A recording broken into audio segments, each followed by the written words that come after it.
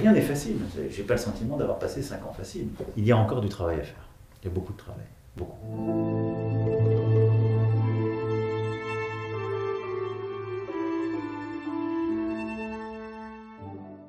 Je crois à ça et je pense qu'on va collectivement et tous ensemble tenir et la gagner.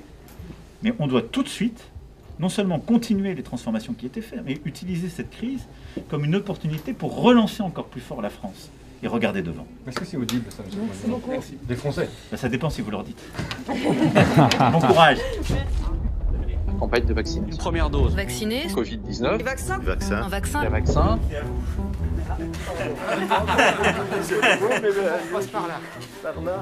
Mais je vous en prie, vous faites très bien. Ah oui, donc vous, c'est fait là. Voilà, que nous sommes des jeunes premiers. Et ça s'est bien passé? Oui, évidemment.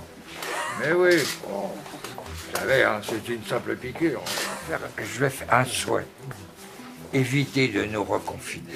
Non, parce que si vous voulez le problème... Première Je suis dose. flatté que vous soyez venu en même temps que moi.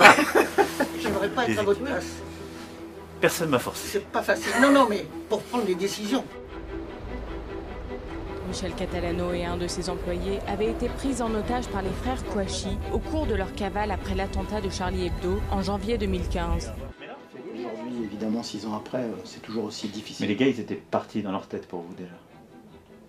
À aucun moment ils ne doutent, à aucun moment ils veulent revenir en arrière, à aucun moment vous êtes dans la discussion avec vous. Non, ils étaient vraiment, vraiment déterminés. Ils voulaient mourir et surtout mourir en tuant le maximum de gens. Parce que quand les gendarmes sont arrivés, ils trépignaient des pieds. Hein. Et ils disaient ah, on y va, on y va, on y va. C'était surexcité à ce moment-là. Quand Léon est sorti et qu'il m'a dit que je lui avais sauvé la vie, ça m'a évidemment soulagé. Notre vie, elle était tenue l'un à l'autre, parce que s'il avait bougé, s'il était sorti, s'il avait fait du bruit, c'est que je pense à 100% qu'il nous aurait tués. Il y a 2 ans, les Parisiens et le reste du monde observaient médusé l'incendie qui était en train de ravager Notre-Dame. Je leur ai fait une promesse, Monsieur le Président. C'est qu'il fallait qu'on se batte pour une chose, c'est qu'on repose le coq à la fin sur la flèche. Et j'espère que ce sera, tel que le veut la tradition, le plus jeune couvreur de la société qui posera le coq en haut de la flèche. C'est un chantier extraordinaire, c'est un chantier, pour le coup, Grégory dit souvent le chantier de sa vie.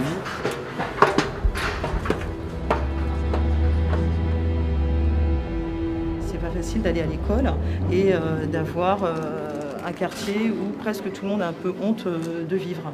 À chaque fois, quand on parle de la Mosson, on parle des fusillades à la Mosson, on parle d'individus qui ont mis de la drogue dans des écoles. Alors, c'est un but de stand de tir, Monsieur le Président, parce qu'au fond, quand vous avez des impacts de balles, voilà, donc ils se mettaient là et ils s'entraînaient. J'aime bien les gens qui rentrent chez eux le soir. Qu'à un moment donné, ils étaient en train d'encapsuler le quartier. C'est-à-dire que toute personne qui était extérieure au quartier avait tout de suite un type en scooter qui venait lui tourner autour pour lui demander... Ça veut dire qu'ils avaient vu le... Exactement. Ils connaissaient François Pirot. Exactement. Les gens qui prenaient les chiens noirs dans le quartier, ils leur disaient, vous rentrez chez vous, c'est couvre-feu. Exactement. Ils vérifiaient les identités à l'entrée de l'immeuble. C'était une milice, quoi. Exactement. C'est ça. C'est pour ça que là, la police nationale a vraiment tapé fort et vite. Les habitants sont très soulagés, vraiment. Je trouvais des chirurgiens, du social, Monsieur le Président, et des professeurs de la paix. Je vais vous dire, on a de la même génération, vous êtes un bâtard. Et sincèrement, vous en prenez pas la tête. Vous êtes un mort. Sur le sport. Juste le sport.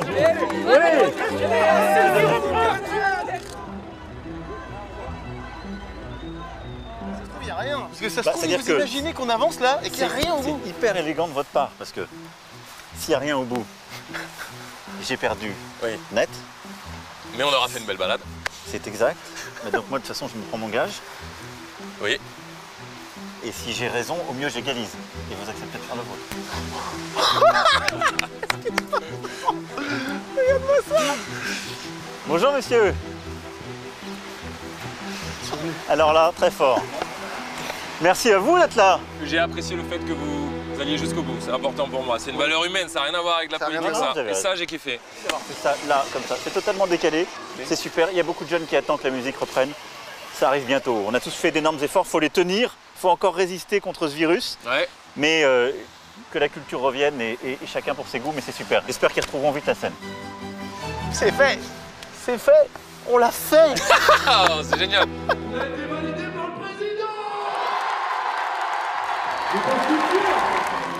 Formidable que vous soyez là. Et je dis à tous les jeunes qui sont là, merci de votre patience. Vraiment, merci. Vous avez fait beaucoup d'efforts. Alors vous étiez inscrit depuis combien de temps à ce concert? On s'est inscrit il y a 4 jours et c'est comme ça, on l'a vu sur le pass culture et du coup on a voulu s'inscrire. C'est une chance pour les jeunes, c'est une chance énorme d'avoir ce... Ouais, de la thune, c'est ça. Voilà, c'est 300 € à 18 ans, on va commencer avant à partir de la 4e là progressivement. Mais vous avez super bien respecté les règles, il y avait une belle ambiance. Oui, il y avait une belle énergie. Bon, ça ne nous remplacera pas le pogo. Par exemple. Le moche.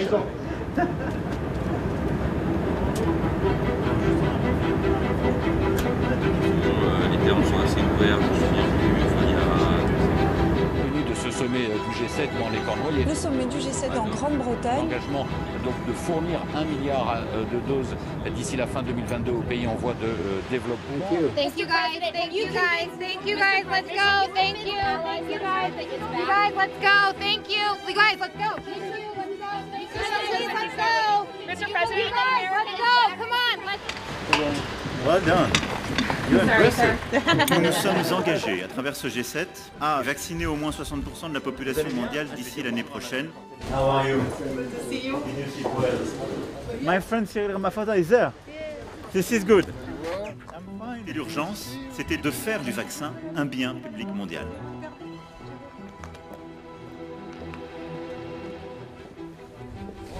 Bonjour. Bonjour. Je crois que le président de la République va arriver. Ouais. Moi, je suis venu visiter le musée La Fontaine. C'est extrêmement émouvant quand on pense qu'il a vécu ici jusqu'à 55 ans.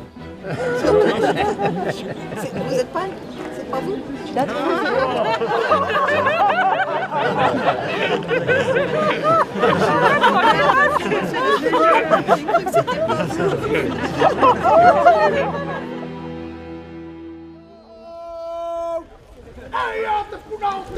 C'est le fils dont tu me parlais hier. Oui, voilà. Oh, quel guerrier. Oh, oui. Oui.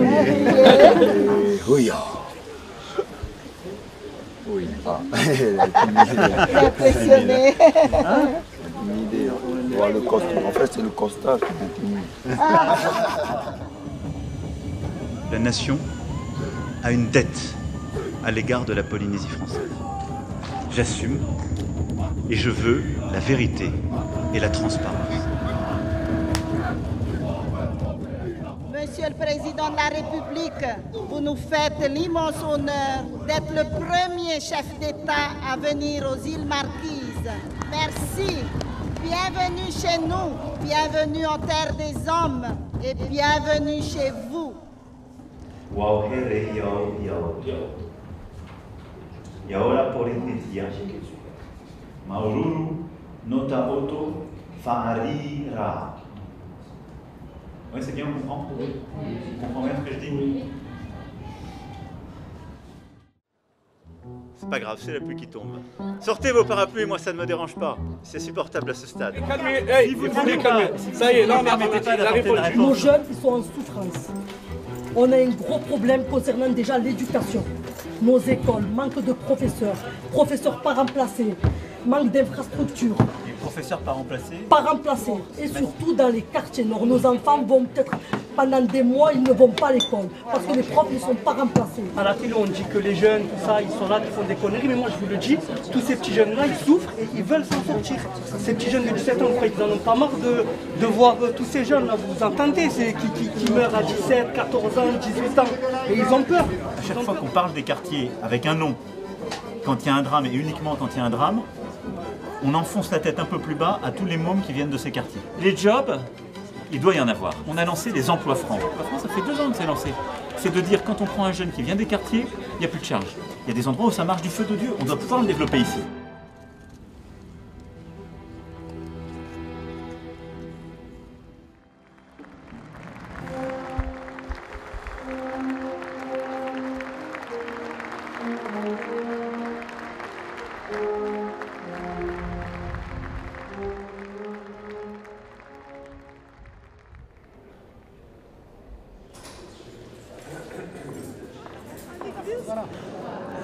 brûlé les pieds et les mains. Mon frère, il m'a rasé la tête parce que le chef de camp lui a dit il ne faut plus qu'elle sorte, on va vous expulser, le FLN va s'occuper de vous. Et c'est mon père qui a ordonné à mon frère de faire ça. Et la brûlure, elle est là et j'en ai au pied. Il m'a rasé toute la tête. Inscrire dans le marbre de nos lois la reconnaissance et la réparation à l'égard des harkis. Je m'y engage. On prenait un peu dimanche matin au foot. Il y a une marge de progression. Ne me le claquez pas.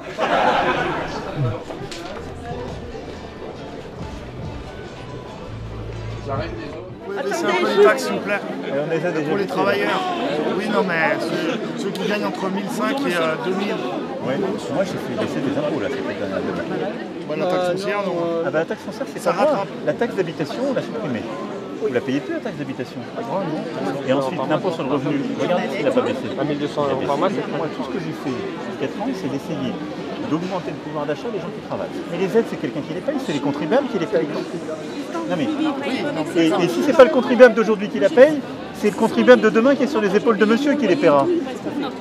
Mais non, mais c'est ça. Donc, non, mais faut qu'on pense. Là, on a 3 générations, il faut qu'on y pense. Il n'y a pas de. Non, mais. Parce que si les impôts qu'on ne paye pas aujourd'hui, si on veut financer des dépenses à côté, vous demandez en même temps des dépenses et des baisses d'impôts. Ça n'existe pas. Non, mais on lâchera pas. Ah, super, on peut faire. C'est là, il va falloir qu'on avance malheureusement. Non, mais. Oui, mais je vous en prie. Vas-y. Je vous en prie. Je vous en prie, merci.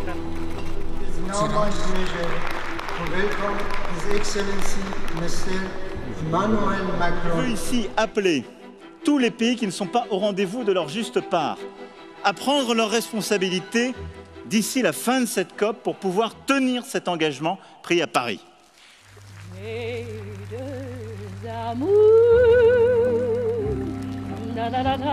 Ma France, c'est Joséphine. Ça va ? On était très bien. La crise sanitaire, est-ce qu'avec les dernières mesures qui ont été annoncées en début de semaine par le gouvernement, les Français peuvent espérer passer un Noël, des fêtes de fin d'année sereinement? Oui, je le crois profondément, parce que nous avons fait un effort collectif, tout particulièrement cet été et cet automne, avec le pass sanitaire, avec une accélération de la vaccination, nous sommes protégés. Bah oui, il y a le président de la République qui est là. Ouais. Vous avez un peu de vos madame, je suis désolé. Monsieur le Président, la présence du drapeau européen sous l'Arc de Triomphe a scandalisé Valérie Pécresse, Marine Le Pen et Éric Zemmour. Si nous avions retiré le drapeau français, j'aurais pu le comprendre. À la place de rien, nous avons mis le drapeau européen. Et donc je pense que c'était une mauvaise polémique. Ce drapeau européen, moi j'en suis fier. Ma grand-mère qui a beaucoup compté pour moi et qui est née au siècle dernier, elle est née en 1916. Elle est née sous la Première Guerre mondiale, elle a vu son père revenir estropié et la moitié de sa famille décimée. Elle a été mère au premier jour de la Deuxième Guerre mondiale, elle a vu son mari emprisonné et elle a vu son premier fils partir à la guerre d'Algérie. Et ensuite, elle a connu la paix. Par l'Europe. Nos générations ont une chance folle, nous n'avons jamais connu vraiment la guerre. Mais c'est une anomalie historique à l'échelle du millénaire qui vient de s'écouler. C'est grâce à cette construction européenne. Et c'est nous qui l'avons voulu. Donc, c'est pour ça que j'aime l'Europe au premier chef, parce que c'est un projet de paix. Voilà. Donc, il y aura une première question sur aussi le positionnement européen. Ok, ça marche. Bon, on y va. L'Union européenne doit dialoguer avec la Russie. Dialoguer, ça n'est pas concéder. Dialoguer, c'est pouvoir d'abord faire le point sur nos désaccords, mais essayer de construire l'avenir. 15 mois après le passage de la tempête Alex dans la vallée de la Roya, Emmanuel Macron va faire un point sur l'avancée des travaux de réparation. Heureux de revenir. Vous avez vu à quel point on était tombé, on était descendu aux enfers. Il nous semblait impossible qu'en 2020, on se retrouve dans une telle situation. 4 jours après, vous êtes arrivés. Vous nous avez permis de sortir la tête de l'eau. Et maintenant, on sait qu'on peut se projeter vers l'avenir. Pour nous, c'est un jour de joie. Et je vous remercie d'être venus. Bravo, bravo Jean-Pierre. Avec des gendarmes. Ils ont sauvé 70 personnes de l'EHPAD. Mais je me souviens très très bien. Voilà, à 11h du soir, ils ont évacué. D'ailleurs, je sais plus, c'était un collègue pompier ou un collègue. Oui. Ils ont Monsieur évacué. qui avait perdu lui-même ses parents. C'est un très bien.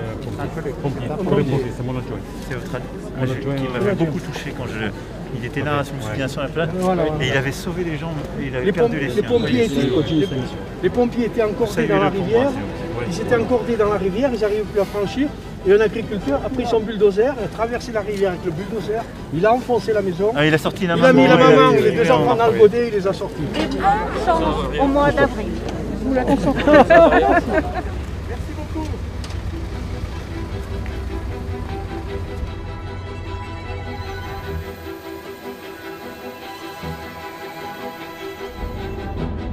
d'Emmanuel Macron à Strasbourg. Pour débuter sa présidence de l'Union devant les parlementaires. Comme puissance de paix et d'équilibre, en particulier dans le dialogue avec la Russie. Nous devons, nous Européens, poser collectivement nos propres exigences et nous mettre en mesure de les faire respecter. Je bloque le cortège. Je peux pas ça. J'ai ma voiture qui est bloquée derrière. Je rigole pas. Ils m'ont dit Luxembourg, c'est mon drapeau, c'est même dans l'autre sens. On va confondu. Totalement à part, bien sûr. J'ai 18 ans et enfin, du coup ça va être ma première élection. Est-ce que vous vous présentez aux élections? Oui, vous êtes inscrit sur les listes déjà. Tout ça, oui, c'est la première élection. Ça c'est bien. Non, moi en temps voulu, j'annoncerai ma décision. Je vais déjà continuer à me battre jusqu'au bout. Je pense qu'en tout cas, l'exemple que vous donnez en vous inscrivant sur les listes, en vous intéressant à ce qui est en train de se dessiner pour l'avenir du pays, et en allant voter, est très important pour vous, et faire votre choix de citoyen libre, je pense que c'est essentiel. Donc réponse au prochain épisode. On se retrouvera au prochain Je suis épisode. d'accord avec ça. Et je suis flattée d'avoir un président. Vous allez bien? Oui, ça va. Ça a été un petit tennis. Entretien entre Emmanuel Macron et Vladimir Poutine ce vendredi au sujet de la crise ukrainienne. Au moins 100 000 militaires sont positionnés à la frontière. L'Ukraine quasiment encerclée. Mon intuition, c'est que là, si on arrive à tenter un truc là, il faut y aller. À Moscou. Je pense que c'est le moment. Si lundi on voit qu'il y a du jeu, il faut y aller. Jeudi à Moscou.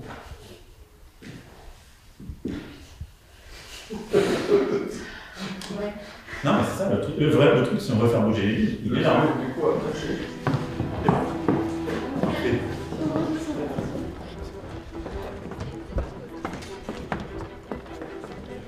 est en relation avec la partie russe sur l'île sécurité. Allô, je serai moi disposé, au titre de mon pays, mais en tant que président aussi de l'Union européenne, à venir dans les prochains jours te voir sur cette base-là, pour essayer d'avancer ensemble et de prendre le temps en tête à tête.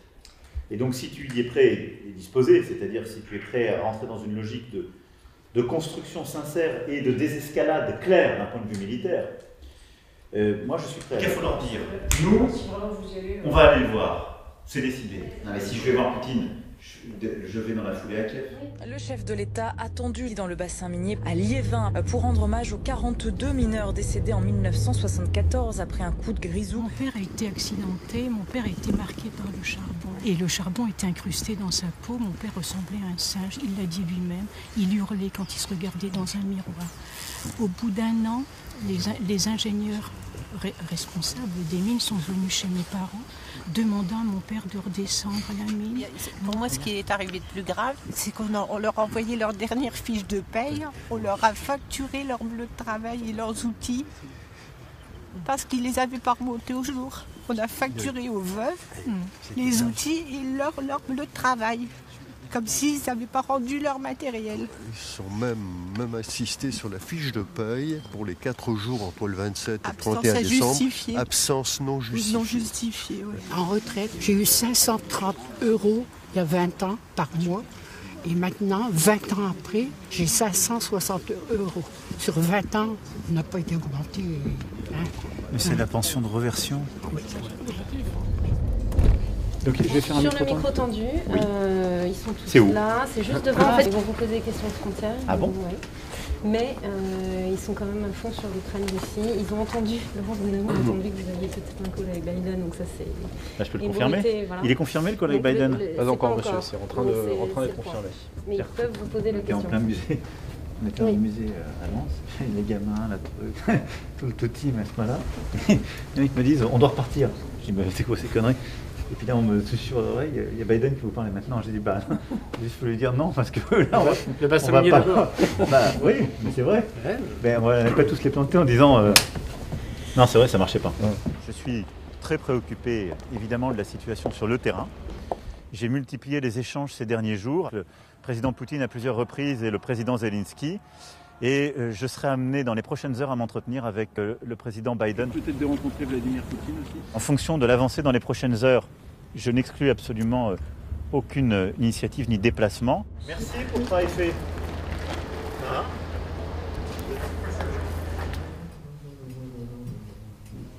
C'est les Américains qui appellent ou c'est nous? C'est eux qui appellent. Le dernier scénario, on l'a vu tout à l'heure en réunion, c'est celui que les opérations, en fait, que les exercices en Biélorussie tournent mal et qu'au fond, Poutine entre en Ukraine depuis la Biélorussie. Et c'est juste des scénarios. Pensez que ça durera 2h30 chez Poutine? C'est une fiction. Ah, c'est pas la récompense, c'est eux qui nous disent ça, mais ça durera peut-être longtemps. En bas, ça durerait très longtemps. 5 heures. Non, mais il y a une probabilité, c'est que ça finisse beaucoup plus tard. À Moscou. Oui, on y va. President Joe Biden, you must be tired. What is it, almost midnight there? Yeah, don't worry. It's what? Yes, it's fine. It's fine. No, I'm happy to have you, and I do appreciate. Thank you for calling. Joe, I wanted obviously to revert to the situation in Russia. Bon. Merci. Merci beaucoup. Pardon de vous avoir mobilisé tard. Mais bon, je pense que c'était pas mal avec Michael. Je vais réfléchir là-dessus cette nuit. Allez, bonsoir. Dormez bien. Bah, nous, ça fait une bonne journée.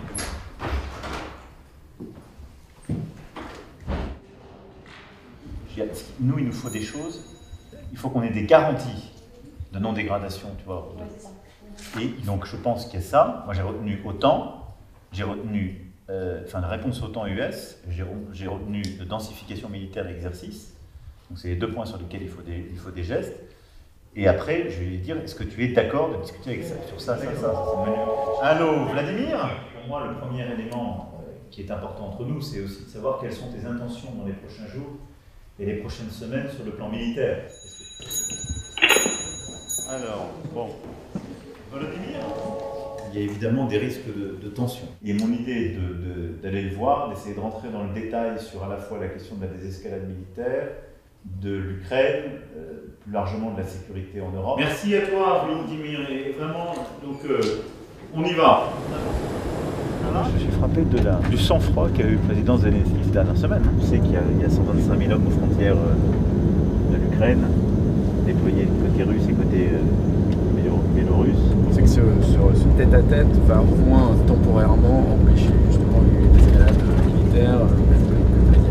Poutine va attendre. Je pense qu'il permet de clarifier les choses en substance et d'essayer de tester des hypothèses.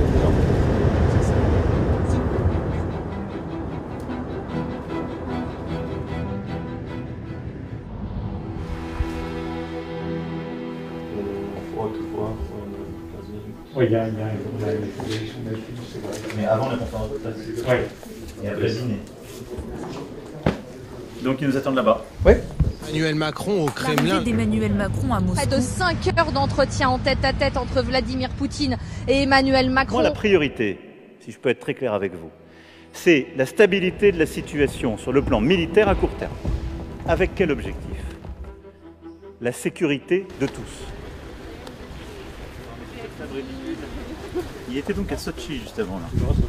Mais ça nous donne du grain à moudre là, pour la suite. Oui. Bah, non, ça dépend un peu de ce que... Je vais essayer de voir ce que Zelensky peut prendre demain, on va en reparler. Mais en fait, je ne suis pas sûr d'avoir envie de le faire avancer tant que ça lui pour ne pas lui faire prendre de risques.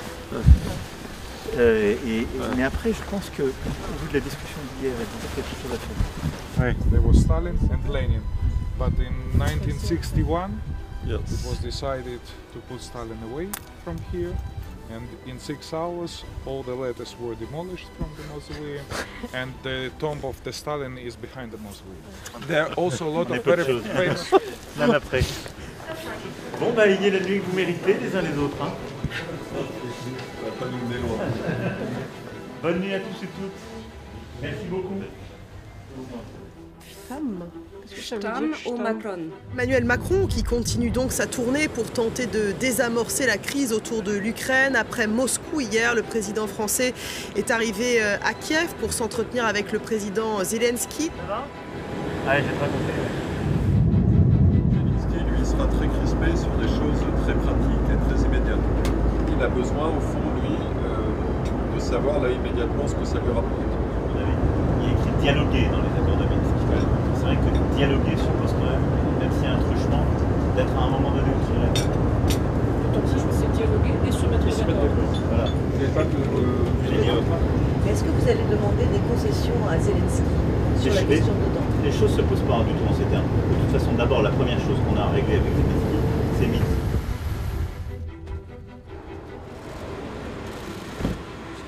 Évidemment, Emmanuel Macron va rendre compte au président ukrainien de ses entretiens hier avec Vladimir Poutine. Vous leur dites dans 3 minutes, moi je suis prêt. Oui, on est bon? Le sang-froid dont vous faites preuve, et dont fait preuve le peuple ukrainien face à la pression militaire qui s'exerce à vos frontières et sur votre territoire fort. Thank you, and bye bye. See you. Bye. Fred, Joe, how are you? You've got a real long trip. He told me very explicitly, I will not unilaterally invade Ukraine. I don't envisage any big operation or aggression. Bon, c'est bien. Donc je pense qu'il faut, en conclusion opérationnelle, tenir la situation sécuritaire en Ukraine. À fond les ballons. Donc il faut qu'il n'y ait aucune merde. Il y a 500 millions d'euros pour le projet d'EDF. Oui. Le temps de la renaissance nucléaire est là. Le temps de la renaissance industrielle aussi. La France fait le choix résolu de son indépendance et de sa liberté. Bon. Eh ben merci beaucoup pour le boulot. C'était très bien, c'était beau. Ça veut dire que maintenant, tu vas pouvoir, grâce à la réforme qu'on a faite, ça te permet de construire des maisons, pas forcément en dur, ça te permet de construire des activités économiques. Tu vas pouvoir avoir, je sais pas, un petit resto, un machin, et qui ne va pas être bloqué parce qu'avant, avec le recul du trait de côte, tu avais toute une partie de la zone qui ne touchait plus, parce que c'était trop dangereux. On ne peut pas tenir des conférences quand on parle de biodiversité ou de climat, on dit des choses. Et ensuite, quand on revient aux affaires commerciales, faire le contraire. Nos agendas doivent être synchronisés. Ça prend tout Lugansk, ça, en province. C'est là, mais ça remonte pas au nord. Donc en effet, il y a Mariupol qui est pour. Allô? Oui? Oui, Volodymyr, oui. Ah, voilà. Oui? Oui, bonsoir, Monsieur le Président, je vous mets en relation avec vous. Oui. L'événement est une montée de la tension et j'ai eu le président Poutine il y a maintenant 1 heure. Donc moi, il m'a appelé à 4h15 pour me dire il y a eu des incursions ce matin sur la ligne de contact au Donbass. Oui. Bon, nous, on n'est pas capable de le prouver. Zelensky dit que c'est faux. Si demain il continue, et qu'il y a en particulier du militaire, je pense qu'il faut tenir un conseil dans la semaine, tu as raison. C'est clairement une agression supplémentaire dans le Donbass. Je viens de convoquer un conseil de défense. Hein? Donc il est calé sur quoi, il est à ce stade? Il est calé sur les sanctions qu'il vient d'annoncer. Il est urgent de décider ce paquet rapidement, si on pouvait le faire aujourd'hui. Ce qui nous permet, si les Russes, comme malheureusement c'est possible, accroissent la pression demain ou après-demain, de prendre un paquet additionnel. Mais le pire des choses, ce serait de passer 2 jours à débattre. La chorégraphie telle qu'elle devrait se passer, qu'on anticipe, c'est que les 2 républiques séparatistes reconnues vont dire qu'elles sont agressées par les Ukrainiens. La question, c'est est-ce qu'il déborde au coloriage? Et je ne pense pas qu'il ait l'intention de s'arrêter là. Vladimir, c'est que suite à notre discussion sur le plan matériel, nos armées donc vont céder le matériel que tu m'as demandé et il sera acheminé demain par avion militaire vers Kiev. Et ce qui te manquait en termes de casques, gilets pare-balles, trousses individuelles, des mineurs, etc. Je suis prêt à faire beaucoup plus. Bon, merci beaucoup encore.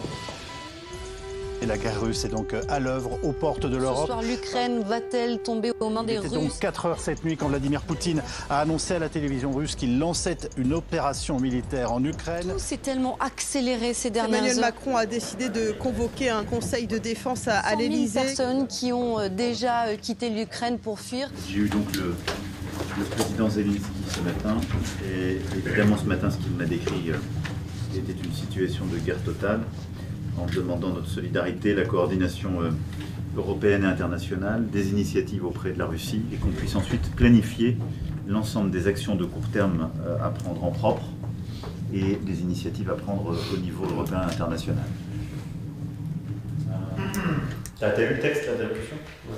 Ça te va? Ouais, c'est très short. Il faut préparer un message au Parlement pour demain. Je pense que la situation elle est très différente de la situation géorgienne. Ça peut devenir la Géorgie, c'est s'approche de Kiev en fait. Mais je pense qu'il faudra prendre Kiev. À la différence de Tbilissi qui ne voulait pas vraiment prendre. Il n'en avait pas besoin, alors que là, on ne voit pas pourquoi. Mais là surtout le narratif qu'il a fait, il ne l'a jamais eu comme ça. Non. Sous contrôle. Ouais, les nazis qui patrouillent rien de Kiev, moi ce qui me frappe, c'est qu'il y avait quand même beaucoup d'éléments de sa justification dans le discours qu'il a donné au Kremlin, y compris sur la perspective, la neutralisation de l'Ukraine, etc.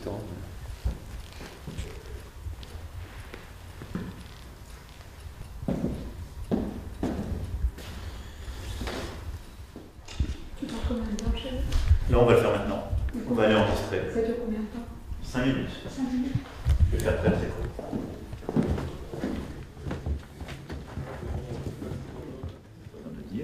Nous prendrons des décisions lors du G7, puis du Conseil européen ce soir, et du sommet de l'OTAN qui se tiendra dans les prochaines heures. Je viens de regarder dans les archives. Ça va être l'OTAN vendredi. Je vais le dire en la Il n'y a pas de nouvelles sur le plan militaire. Il y a des véhicules qui passent de Crimée en Ukraine. Ça vous avez sans doute. Je l'ai eu au téléphone juste avant. Apparemment, c'est un attaque d'hélicoptère dans Kiev. Françaises, Français, mes chers compatriotes, cette nuit, la Russie a engagé une attaque militaire massive contre l'Ukraine. Ce choix délibéré, qui contrevient à tous les engagements pris par les autorités russes, est une violation de la Charte des Nations Unies. Je veux ici dire que la France se tient aux côtés de l'Ukraine et du peuple ukrainien. Le sommet de l'OTAN se tiendra à quelle heure? On n'a pas l'horaire encore, mais bon, j'imagine que ce sera au réveil de Washington demain, donc 14-15 heures. Ce qu'il décrit, c'est pas des chars qui avancent vers Tbilissi en effet, et qu'on stoppe à 40 bornes. C'est des hélicos qui sont dans Kiev et qui défouraillent sur les gens. Voilà. C'est ça ce qui décrit. Avec un scénario que les troupes n'entrent pas dans les villes, mais que dans les villes, les forces spéciales s'occupent d'organiser le soulèvement des... Et c'est assez cohérent avec la neutralisation des forces spéciales. Ouais. Mais ça, il faudrait qu'on arrive à le caractériser. 7 p.m. Paris, which means 9 p.m. Moscow. Est-ce qu'on sait faire un appel sécurisé avec les Russes à l'aéroport ou à la délégation à Bruxelles? On peut faire un appel sécurisé, éventuellement les représentations françaises pour avoir une ligne plus sûre. Oui, c'est mieux qu'à l'aéroport. Yes, Volodymyr? Do you have an idea on how many civilians were killed already? No. No, it's clear. It's total war. Yes, total war. Yes. So I think, Emmanuel, it's very important you to speak with Putin and have to stop him. Stop and negotiate. Okay, but which means you're ready to sit down around the table and start negotiating. Of course. Okay. We have to. Of course, we have to. Et un Conseil européen extraordinaire se réunit donc ce soir à Bruxelles. On installe la sécurisée. Allô. Et j'espère profondément que tu comptes t'arrêter bientôt, parce que ce qui est en train d'être fait est un immense gâchis, pas simplement pour la région de l'Ukraine, mais je pense aussi pour ton pays et pour la suite. Et donc, de mon côté, je ne peux que te redire une chose. Arrête au plus vite les combats. Je vais appeler Zelensky. Volodymyr, la base de la discussion repose sur les points suivants. Je cite Poutine. Neutralité de l'Ukraine, c'est-à-dire non-adhésion à l'OTAN, démilitarisation, reconnaissance de la Crimée de son indépendance et reconnaissance des républiques séparatistes du Donbass.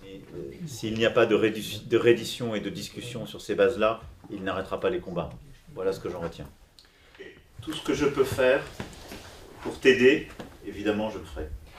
Mais jamais je ne me permettrai de me substituer à la souveraineté ukrainienne et aux responsabilités qui sont les vôtres. Je vais devoir rentrer en Conseil européen, mais je suis de tout cœur à tes côtés et je ferai le maximum. C'est une journée décisive parce qu'ils ont réussi à éviter hier la descente d'un groupe de parachutistes. Comment vas-tu et quelle est la situation?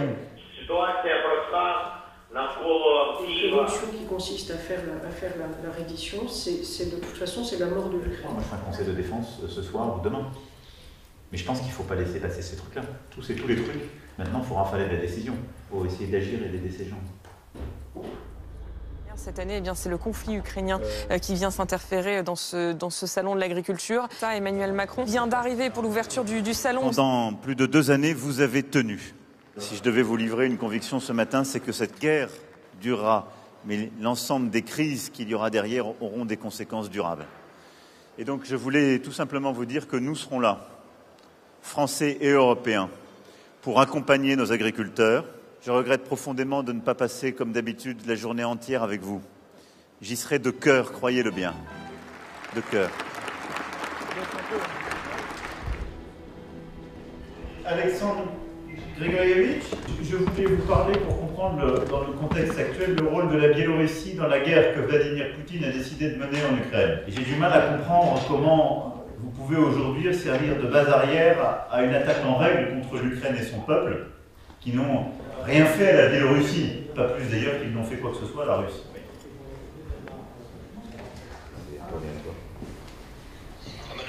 Volodymyr. Pour moi, en ce moment, meilleur moment, je mange. Pour tout le monde, journée très difficile, beaucoup de victimes. Vous avez de la famille là-bas en ce moment? Il est où? Ok, sous les ponts. Ça va, vous l'avez au téléphone? Oui, ça va pas bien. Il est très inquiet. Ben, déjà, il est tiré dans son appartement, les tirs continuent toute la nuit. En plus, il tire sur justement des cibles comme les raffineries, la fumée noire, fumée, et sur les immeubles d'habitation. Il dort par terre, il s'est mis un matelas par terre, il dort par terre. Il a quel âge? 82 ans.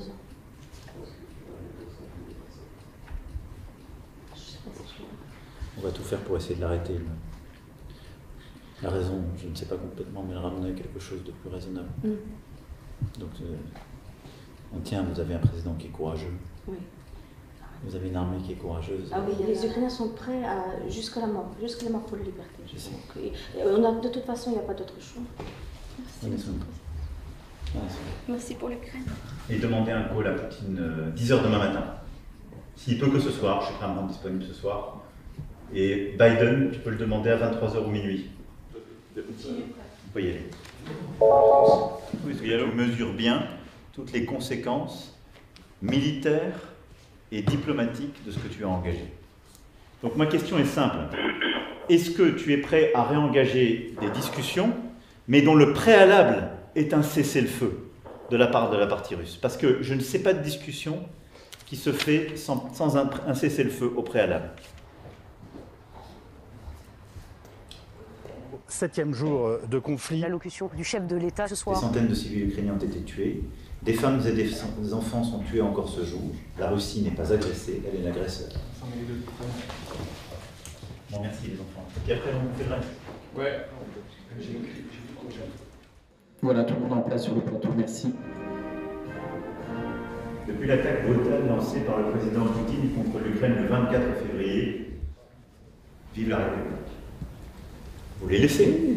Donc, je veux dire, le scénario central dans lequel on va devoir vivre et il faut réfléchir, c'est un scénario où il va massacrer les Ukrainiens et prendre le contrôle de l'Ukraine. En disant que je parlais à son chef, je viens d'annoncer, ça sort sur Reuters, la Russie continuera la guerre en Ukraine jusqu'au bout. Je pense mais j'ai trouvé qu'il l'assumait beaucoup plus que la dernière conversation. Poutine. Il a assumé beaucoup plus, il a toujours dit démilitarisation, mais il a assumé beaucoup plus le fait qu'il dirait... Là, pardon, moi, à mon avis, l'urgence opérationnelle dans les Ukrainiens, c'est de sortir tous les gens qu'on peut sortir, en fait. Bien sûr. On en a 225 sur la route. Et on en a déjà évacué 456. Je crois qu'il n'y a pas de scénario dans lequel il négocie avant d'avoir cherché une reddition militaire. Bon. Donc ce qui veut dire qu'on va s'installer, on va voir combien de temps ça dure, avec des batailles de rue, des scènes très dures. Ce qu'on n'a pas le droit, c'est de paraître naïf, en tout cas de faire perdre du temps à ceux qui combattent dignement. Volodymyr, je vais être très clair avec toi, c'est la reddition et la démilitarisation. Il n'entend pas négocier sur autre chose.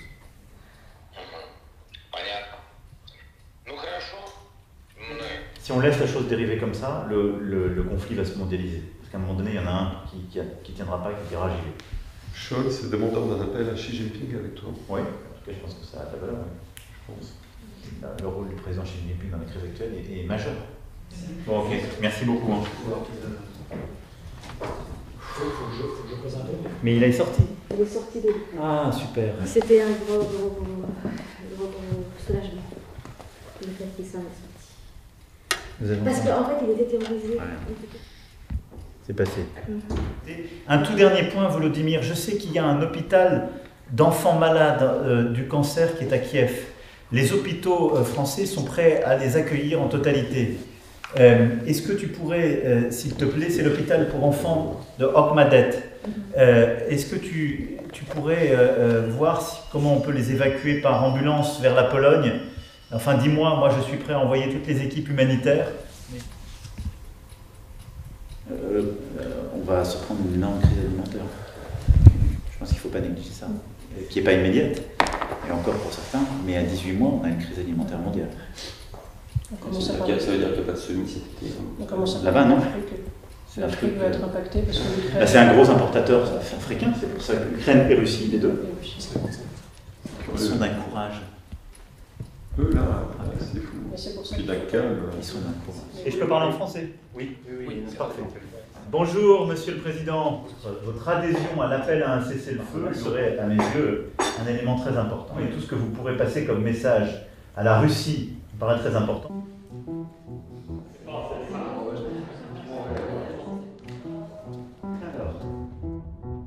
La réunion des 27, sommet du sursaut, comme le voudrait Emmanuel Macron, Versailles. Lieu historiquement chargé pour parler défense. La guerre en Ukraine, c'est à coup sûr un élément qui va conduire à complètement redéfinir l'architecture de notre Europe. Ça c'est encore en troisième, c'est ça? Oui. C'est Charles Michel, puis Ursula von der Leyen. Ok. Depuis 2 semaines, les Ukrainiennes et les Ukrainiens se battent avec courage pour défendre leur liberté, la démocratie, leur souveraineté, l'intégrité de leur territoire. 18e jour de conflit. C'est qu'au fond, l'étape 0, c'est boum, pétrole et gaz, charbon, finito, et on y va. Thanks for taking my call. I know it's late hour there. No, thank you very much, Joe. I want first to offer my condolences for the death of an American journalist in Ukraine. Yeah, terrible. Clearly, the situation on the ground is deteriorating, despite Ukrainian resistance, and I have less and less the impression that he is really ready to negotiate anything on the short run. Nicolas. Maman наверху, он Ma mère est en haut, Киеве et mon воюет. père est à Kiev, il est en train de combattre. Il se bat pour qu'il soit libre. Он сражается, чтобы твоя страна была свободной. Lui, il veut qu'il soit en sécurité, et nous, on va tout faire pour faire arrêter cette fichue guerre. Спасибо. Merci.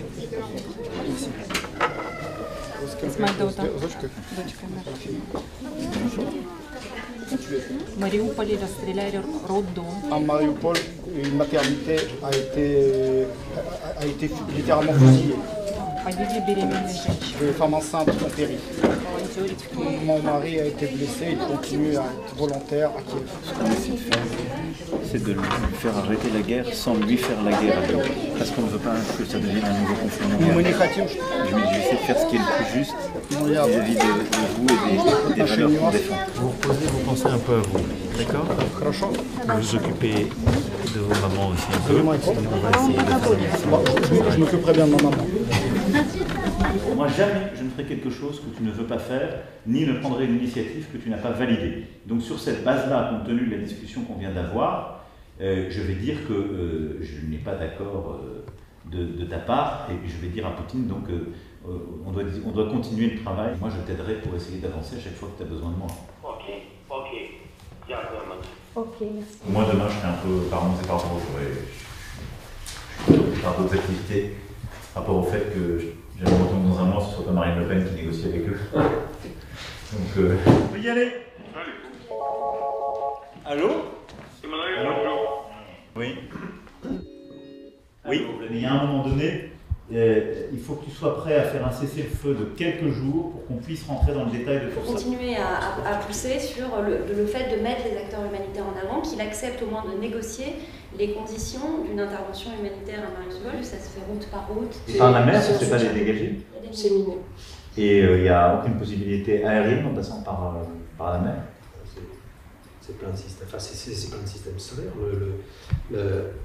Comme vous avez le nombre de personnes qu'on envisage, 50 000, on parvoie par un pont aérien, c'est ce qu'on a fait en Afghanistan. Bah, c'est bien. Oui. L'action humanitaire, toi tu penses qu'il faudrait ouvrir une route et les évacuer de Mariupol à quelle autre ville ou quel autre point? Et combien de temps de trêve il faudrait négocier avec la Russie pour bien le faire? Boutcha dans la banlieue de Kiev, massacre des innocents. Pourquoi un tel massacre? Manifeste crime de guerre. Ce qui est assez frappant, c'est qu'il y a évidemment cette affaire de Boutcha, mais qui n'est que le début. Et donc ce sont les armées russes qui ont eu instruction de tuer des civils comme ça? Je crois qu'il faut vraiment qu'on se mette maintenant en mode crime de guerre, etc. Il y a la question des viols aussi. Zelensky va sans doute vous en parler spécifiquement. Il dit que c'est absolument massif. On constate, et c'est pareil, c'est des choses qui sortent maintenant, l'utilisation de viols contre les femmes, comme ça se fait. Alors ça, la parlementaire qui est venue la semaine dernière, elle le disait. Oui, absolument. Elle avait fait des vidéos déjà. Je ne sais plus si je vous ai dit, j'ai parlé aussi au maire de Mariupol tout à l'heure. Ouais. Alors il continue à demander, à essayer de sortir les gens, mais enfin c'est vraiment épouvantable. Hein. En fait, la ville est détruite et il bloque les sorties, donc c'est des gens qui meurent à petit feu, quoi. Et là, le problème, c'est que plus le temps passe, et plus la guerre fait de dégâts, plus il devient difficile de négocier et d'imaginer une solution, un mode opératoire pour la solution. Ah, Volodymyr, je suis heureux de t'entendre. Écoute, ça va, je voulais avant toute chose t'exprimer toute mon émotion à la suite des atrocités qui ont été découvertes dans les localités proches de Kiev, en particulier à Boutcha, et révélées ce week-end. S'il cède et s'il signe un accord dans lequel il rend des territoires, pour la première fois depuis la fin de la Seconde Guerre mondiale, un État se sera approprié les territoires d'un autre avec son consentement. C'est un truc lourd. Le sujet, c'est que c'est pas seulement russo-ukrainien. Oui, allô?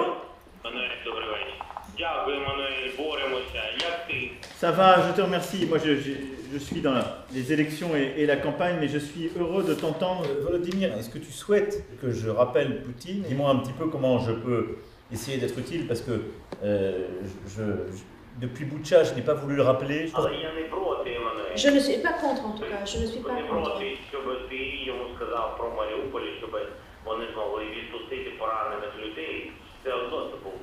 Tu peux compter sur moi.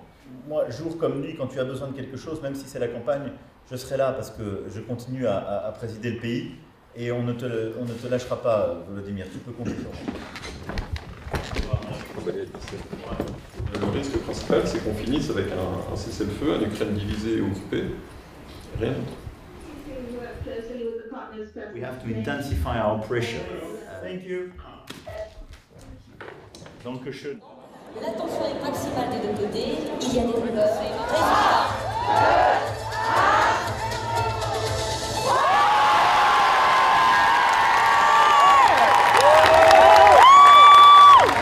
J'arrive! 2 secondes!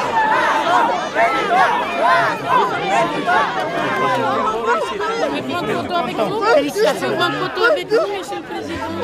Je vous félicite, monsieur. Monsieur le président, quelle visite a été, c'est incroyable l'accueil que vous venez d'avoir à Cergy-Pontoise. Elle est très symbolique, cette visite. Et félicitations parce que vous avez un background très difficile. Est-ce que vous allez continuer à aller sur le terrain? Il y a aussi de la symbolique dans les premières heures d'un mandat. Et être là, c'est dire que j'ai été dans les quartiers populaires pour la campagne. Je veux l'être aussi dans les premières heures et je le sais tout au long du mandat.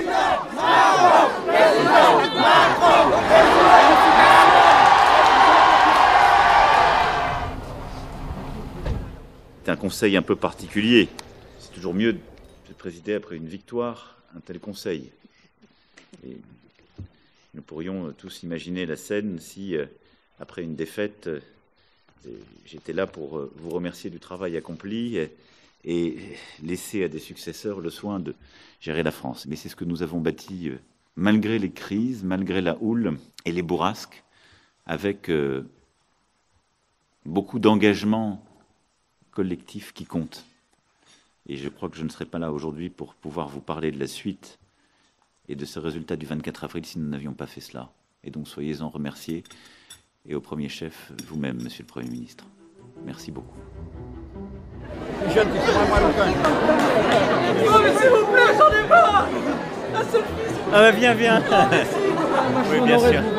Je vous ai suivi toute la campagne, je suis très fier de vous. Je crois que j'ai pas la liste totale des invités. Ouh là là. Il va là, ici. Quand il arrive, il va là. Moi je fais Fabius. D'accord. Vous faites qui, Fabius? Moi je fais le président. Qui fait Jean Castex? Là, le président Emmanuel est là. Ouais. Laurent Fabius. Comme ça, le regard, le grand chancelier prononce la phrase comme quoi il le reconnaît comme un grand maître de l'ordre. On doit les avoir, la famille, notes, hein. La famille de Samuel Paty. La famille de Samuel Paty, elle vient. Oui, une voiture, à mon avis, elle vient chercher. Voilà. C'est une voiture de chez nous. Oui, c'est.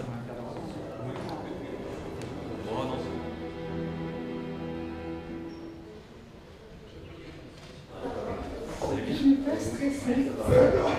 On s'habitue.